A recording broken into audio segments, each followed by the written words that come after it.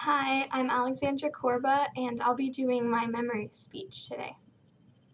In order to spark an idea for this assignment, I started by sifting through my pictures that I have saved to my computer. Pretty soon, though, I realized this was a feat all on its own. As an avid photographer, I whip my camera, named Adam after Ansel Adams, out at any occasion which I deem needs a photographer present.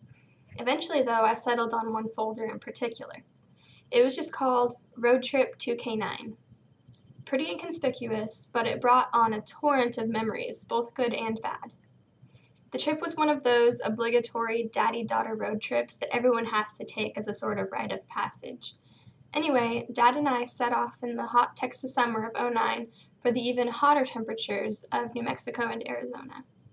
I wasn't the most willing daughter.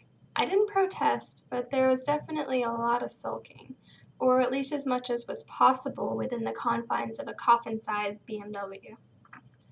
After the first few hours of passing dirt and cacti, the sight of a passing tumbleweed became a source of excitement.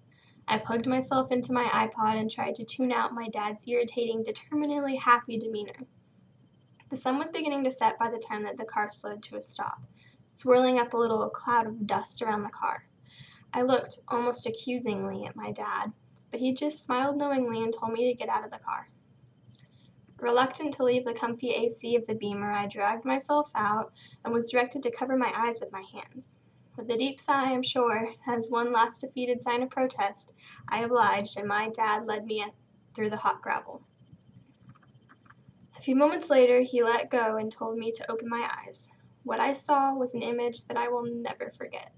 As a photographer, I sometimes wish I had my camera handy at the time, but in retrospect, I guess the mental picture is all the more powerful because I'm the only one who will ever recall it in all its splendor. It was the Grand Canyon, my first taste of nature, raw and undiluted by city life.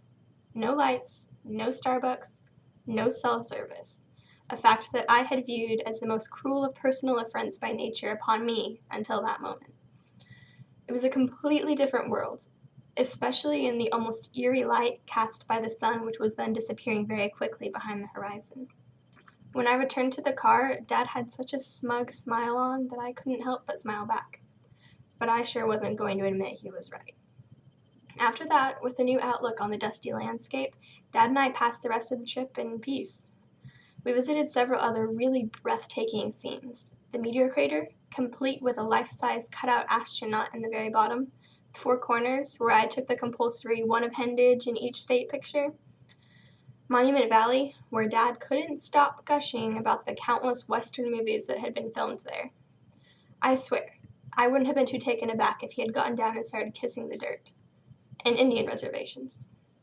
By the time we returned home several days later, I was desperate for a shower. Or 5. But I had unwittingly experienced a life-changing voyage. Though I still haven't admitted it to my dad, it really was more fulfilling than just another jaunt to the Bahamas for a tan and some R&R.